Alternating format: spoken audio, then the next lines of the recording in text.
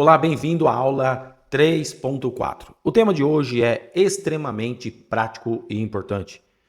Prática de leitura com pontuação e acentuação. Até agora nós aprendemos as regras de forma teórica, mas a partir dessa aula vamos colocar a mão na massa. Nosso foco será treinar a leitura de frases bíblicas completas, aplicando na prática todos os sinais gráficos que já estudamos, acentos, espíritos e pontuação. Este exercício vai mostrar de forma muito clara como esses sinais transformam o texto, tornando-o mais inteligível e agradável de se ler.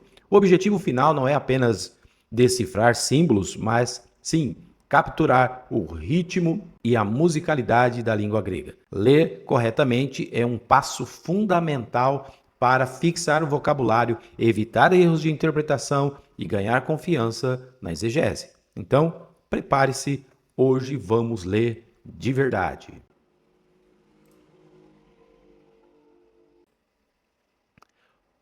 Os nossos objetivos para esta sessão são muito claros. Primeiro, nós vamos usar frases bíblicas reais para praticar.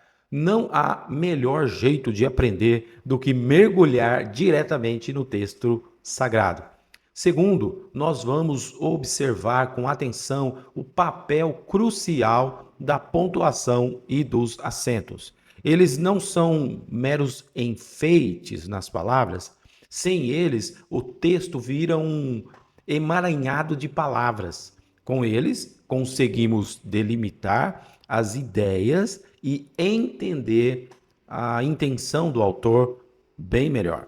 E por último, mas não menos importante, vamos usar essa prática para fixar vocabulário através de frases-chave. Essa imersão prática é a ponte que liga a teoria à segurança na leitura e compreensão do texto koiné.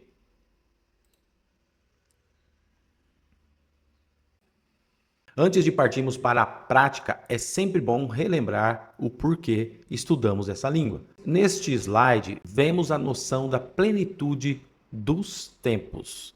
Deus, em sua soberania, preparou meticulosamente o mundo para a vinda de Cristo.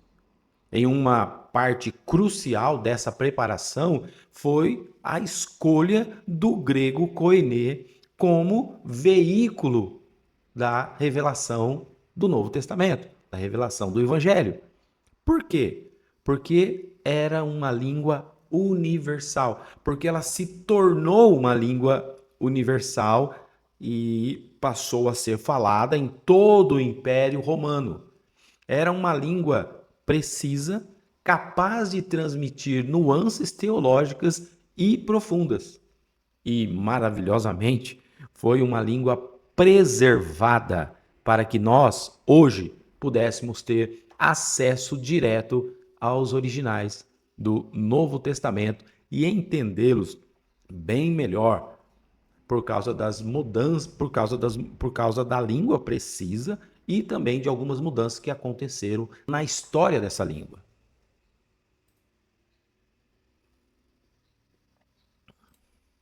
Como que o grego koiné se tornou universal numa era que não existia a internet? A resposta tem um nome: Alexandre o Grande. No século IV a.C., suas conquistas militares espalharam a cultura e a língua grega por todo o mundo conhecido. O koiné significa justamente comum. Nós já estudamos sobre isso e vimos que era a língua do povo, diferente do grego clássico que era muito mais rebuscado.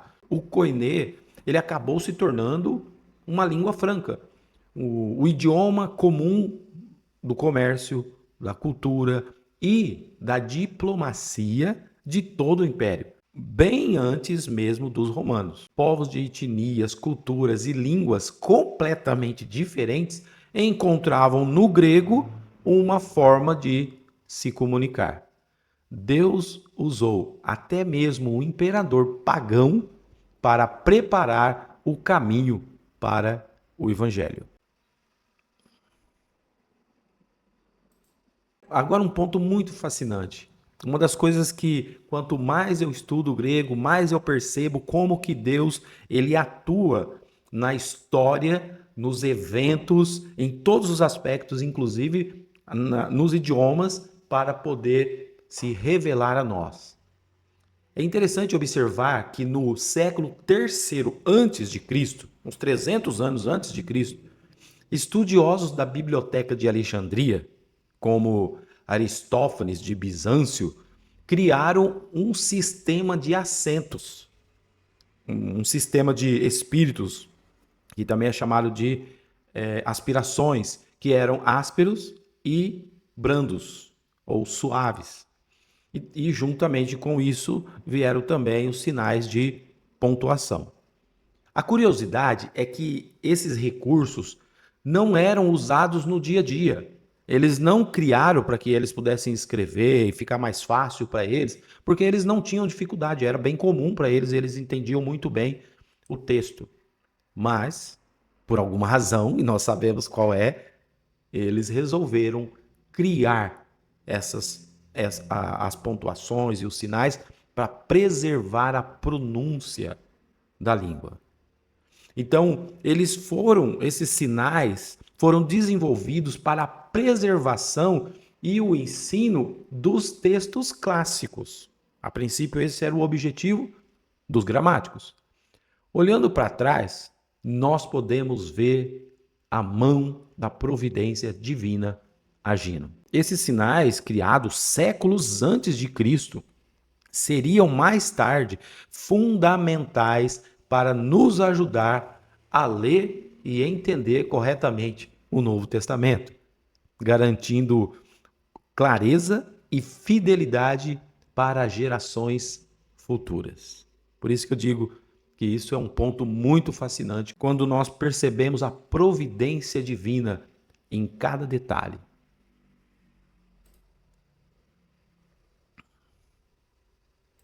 Já no século I depois de Cristo, no momento exato da história, preparado por Deus, os livros do Novo Testamento foram escritos. E eles foram registrados justamente nessa língua comum, o grego koiné. Era a língua do povo, acessível e simples. Mas ao mesmo tempo era uma língua incrivelmente profunda e precisa, capaz de carregar o peso da revelação divina. O grego koiné se mostrou o veículo perfeito para a palavra de Deus, equilibrando simplicidade e profundidade de maneira única.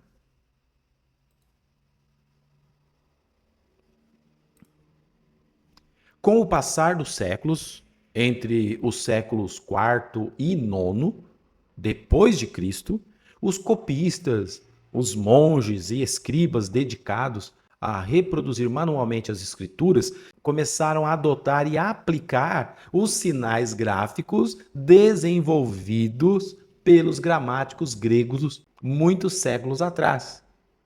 Eles acrescentaram acentos, respirações e pontuação aos manuscritos do Novo Testamento. É por isso que hoje nós temos esses sinais, porque esses copistas acrescentaram do século IV ao IX. E qual que foi o resultado? As leituras ficaram mais claras e um texto mais fixo.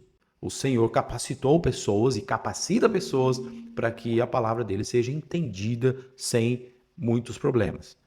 Aqueles homens com um trabalho minucioso foram instrumentos para preservar não apenas as palavras, mas também a entonação e a estrutura das frases, protegendo a integridade do texto sagrado.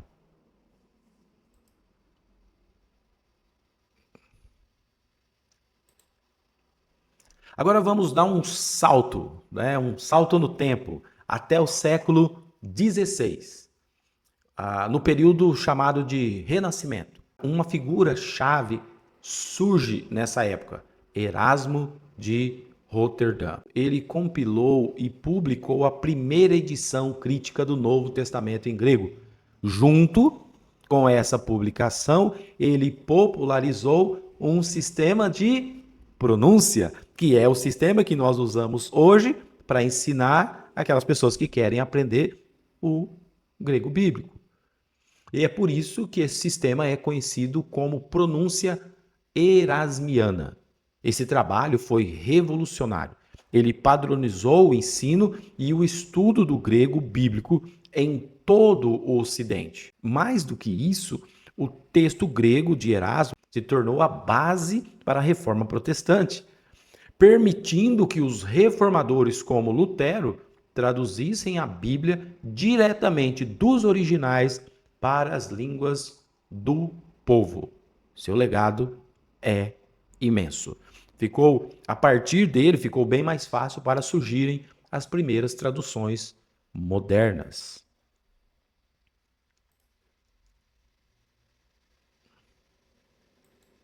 E onde exatamente estamos hoje?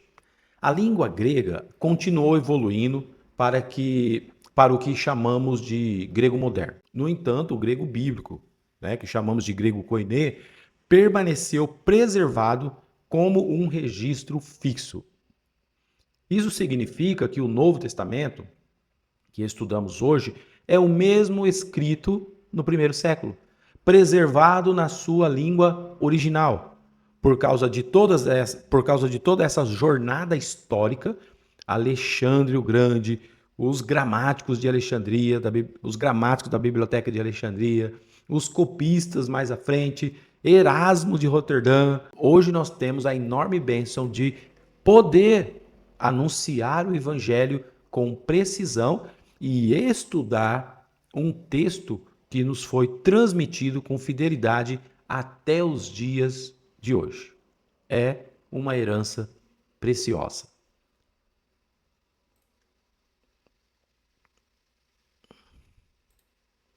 Agora vamos focar em dois tópicos técnicos essenciais para a nossa prática da leitura. Primeiro, a divisão silábica. As regras são simples, mas vitais. Primeira, toda sílaba deve conter uma vogal ou ditongo.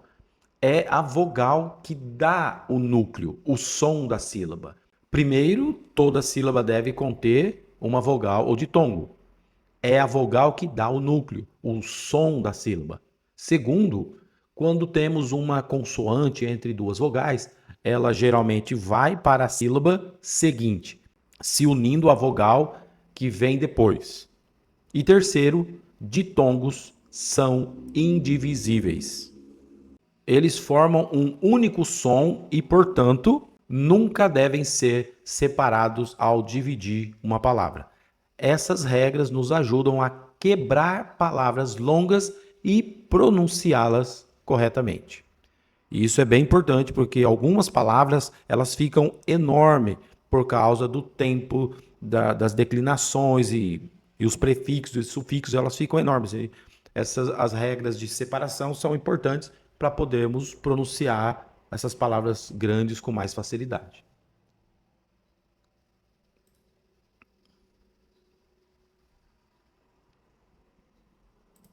E finalmente, voltando aí às regras de acentuação, né, o coração da nossa aula prática, nós já falamos sobre acentos em alguns pontos, mas precisamos voltar algumas vezes. Relembre, existem três tipos de acento: o agudo, que sobe, o grave, que desce, e o circunflexo, que sobe e desce. O circunflexo tem as duas opções. Eles não obedecem a um capricho, mas a regras específicas. As duas principais leis que governam onde um acento pode cair são a lei das três últimas, que diz que o acento só pode recair sobre uma das três últimas sílabas de uma palavra, e a lei da última longa, que afirma que se a última sílaba for longa, o acento só poderá recair sobre a penúltima ou antepenúltima. Dominar essas leis é a chave para ler com a entonação correta.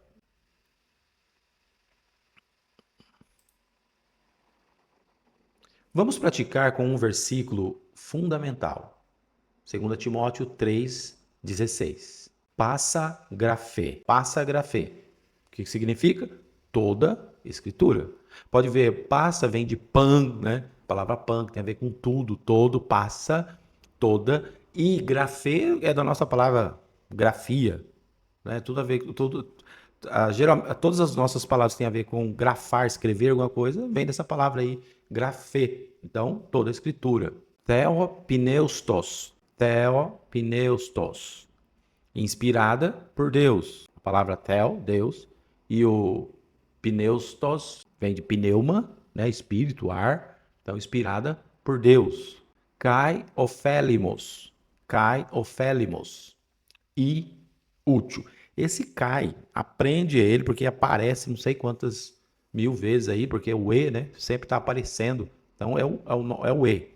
No inglês também é assim, né, com três letras, né, o E, o and. No grego é só lembrar que é o Kai.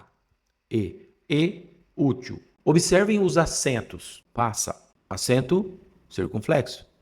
Grafê. Acento agudo no final. Theopneustos. Theopneustos, acento na primeira sílaba. Kai, nós temos aí o proclítico, sem acento próprio. Ofélimos, acento na segunda sílaba. Pratiquem a leitura em voz alta, observando cada sinal.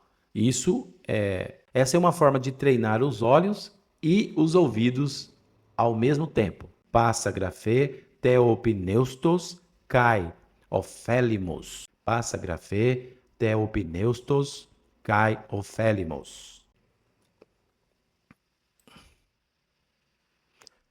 Agora vamos para outro texto, um pouco mais longo, tirado de Lucas capítulo 4. Kai heiron ton topon, huen gregamenon. Então a primeira parte aí, kai heiron ton topon, e achou o lugar, huen gregamenon, onde estava escrito.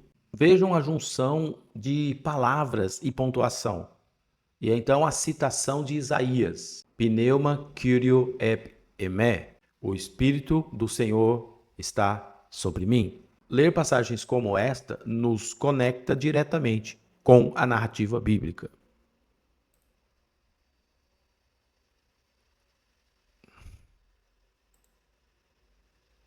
Um versículo poderoso para praticar. 1 João 4:18. Phobos uk estin.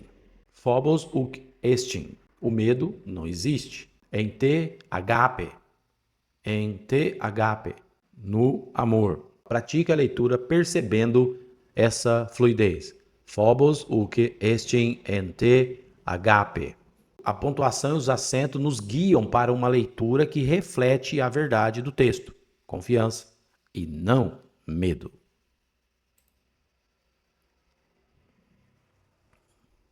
Chegamos ao encerramento da nossa aula de prática de leitura. Hoje nós praticamos a leitura em grego de verdade. Vimos como os sinais de pontuação, acentuação e aspirações ajudam imensamente na clareza e na entonação.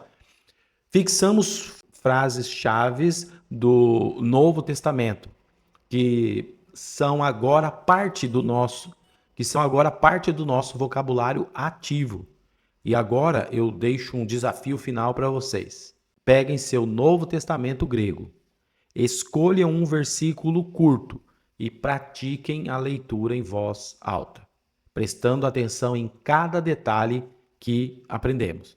A repetição é a chave para a fluência. Obrigado por assistir e por dedicar seu tempo ao aprendizado do grego bíblico. Se esta aula foi útil para você, curta, comente, compartilhe com outros irmãos que também possam se beneficiar desse estudo. Fique à vontade para deixar dúvidas ou sugestões nos comentários e críticas também, porque isso nos ajuda a melhorar. E veja também as outras aulas da série para continuar avançando no seu conhecimento. Que a graça do nosso Senhor Jesus Cristo esteja com vocês. Até a próxima aula.